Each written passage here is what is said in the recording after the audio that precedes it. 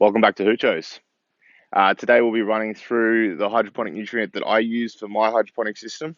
Also, we'll outline the cheapest hydroponic nutrient you can get your hands on, especially if you're in Australia, and the different uses for the hydroponic nutrients. We'll also touch on pH and pH monitoring, although I've never really had too much of a problem with pH swings in the systems that I've used. It's more for adjusting the pH once you've applied dry nutrient. All right, let's get started. So here I've got some equipment that I use on a regular basis to adjust the levels in my hydroponic nutrient solution. None of this is required. I tend to find that the plants have a high tolerance for variances in the solution, especially with larger reservoirs. But it does make your life a lot easier if you are fine-tuning your nutrient solution, especially once the solution becomes a little bit older. Say you're 2 weeks into a 1 month rotation and you're not sure of the pH or how much water the plants have transpired, which concentrates the nutrient solution. So the item I'd most highly recommend is a nutrient meter or an EC meter. This will measure your electrical conductivity of the nutrient solution and the ppm of the solution. This is a Chinese knockoff of a Truncheon Blue Lab, but I honestly haven't had a problem with it. It's been flawless. So this was 35 Australian dollars on eBay, and it's fully waterproof and only turns on once you dip it in solution and turns off automatically once it comes out of solution. So there's no leaving it on and accidentally running the batteries dry, which I've done with the next piece of equipment, which is a pH pen. Now this is just a cheap eBay. I think it was less than $10 Australian, and it's fairly accurate. I wouldn't stake my life on it. It's just to give me a general idea of the pH. I regularly calibrate it with this liquid pH test kit. I would recommend one of these just purely because they're so cheap. Just order one on eBay and it'll rock up eventually. You can start your hydroponic nutrient solution before then. The plants are fairly tolerant of mild swings in pH. So to go along with a pH pen, you're going to want some pH adjusting solutions. So they're basically just an acid and a base that are concentrated at such levels that you can accurately adjust your pH per mil of solution.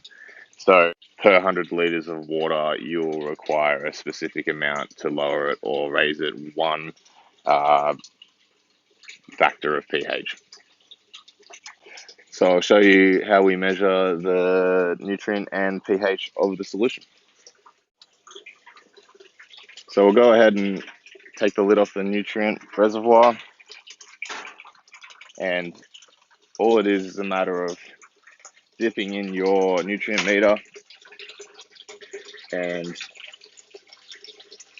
observing the flashing light, which indicates that it is between 1.8 and 2.0 EC, which is around perfect. I mean, anywhere between 2 and 2.4, I try to say. So that means all I need to do is leave it, and evaporation or transpiration through the plants will actually concentrate the nutrient solution back down.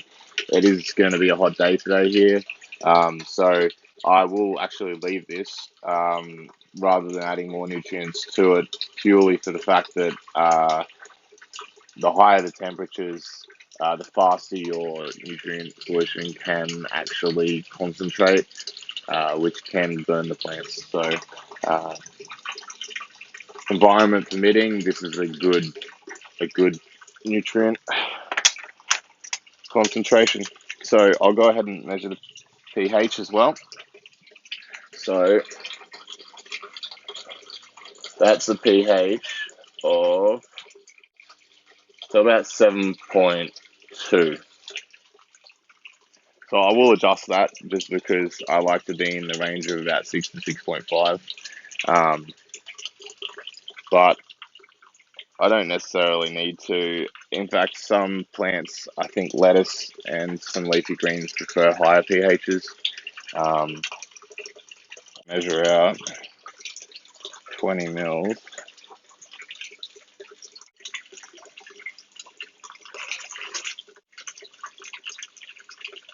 And before I put the second lot in, I'll mix it up. Take another reading. As you can see, the ratios aren't always correct. So 5.8.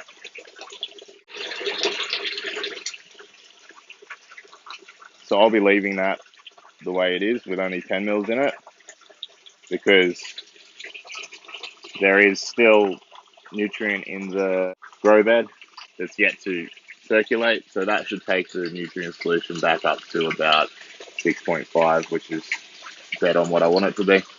So cool.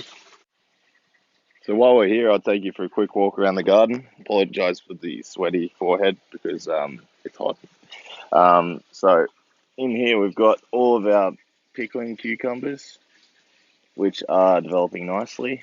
I've gone around and pollinated them all with Q-tips, and some of the problems I had earlier with them not being pollinated have subsided, and I'm pretty happy with the result. Seems to be coming along nicely. Here's some that weren't pollinated, and they've actually shriveled up. So we'll come up to the grow bed itself. Here we've got some large capsicums which have been flowering rather nicely, and you've got the beginning of some fruit there. Down here we've got some bok choy, some tomatoes, some jalapenos, a couple of strawbs. We'll come around here, and this is actually a loofah plant. I'm not sure if it's going to be high enough, but we're giving it a go. I've put this wire mesh with some tensioning wire and then just wrapped around and attached to all of the star pickets. So all the way along, and all of the vines will grow over the top of the NFC and down so that they're supporting their own weight, or the NFC rails are for them. And along here we have jalapenos. We've got some pumpkin, some iceberg lettuce, more strawberries.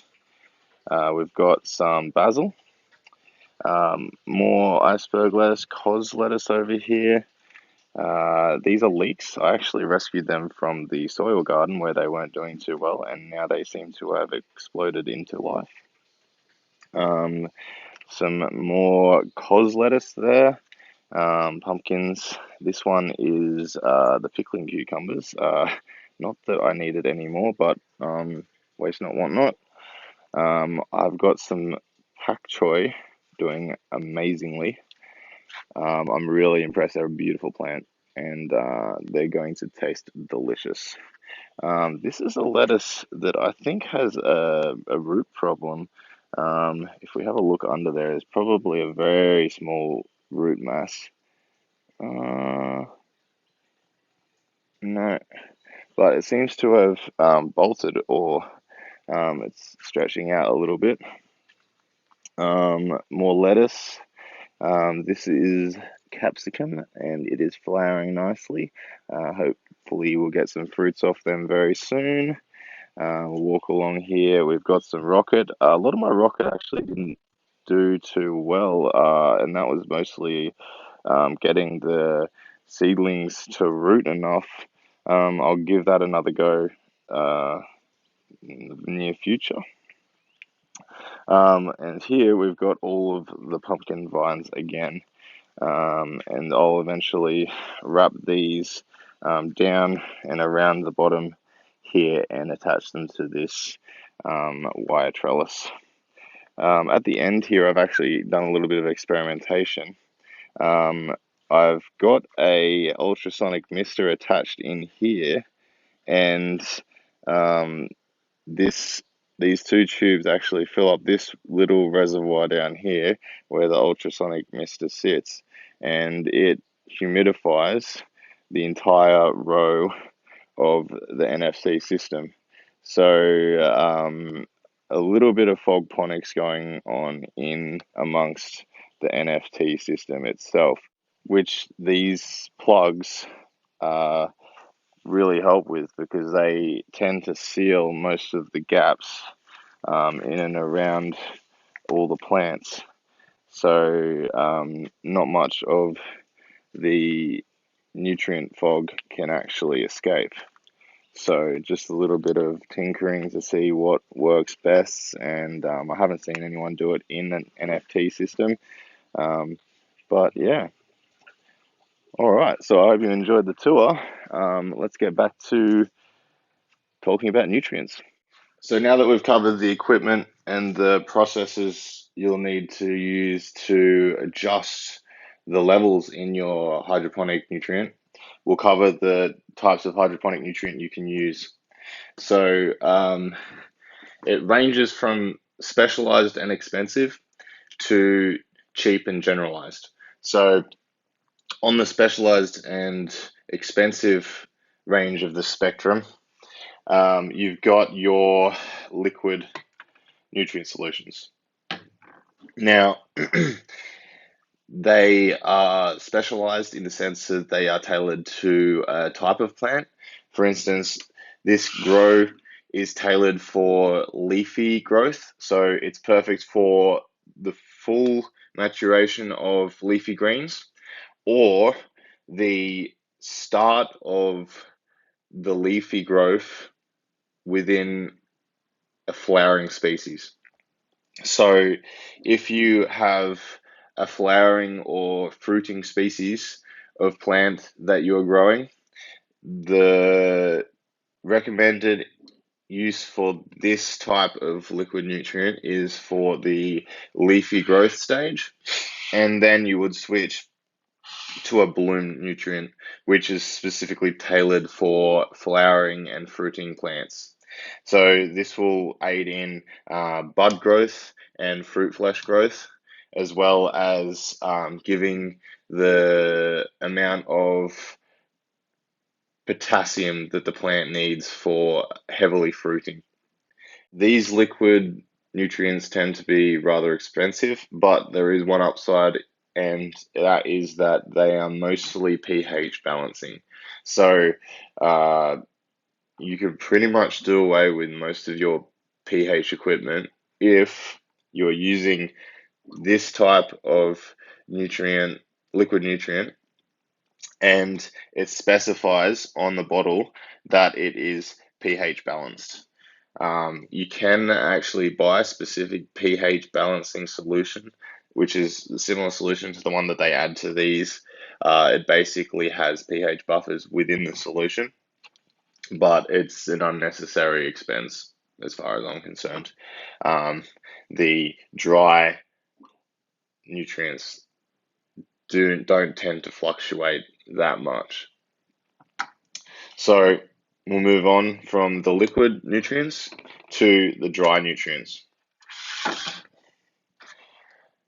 Now, I highly recommend dry nutrients. They are exponentially cheaper than the liquid nutrients.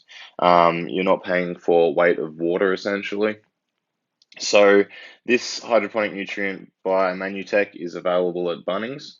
It sells off the shelf for about $8.50 for 500 grams, and it will make up to around 300 liters of hydroponic nutrient.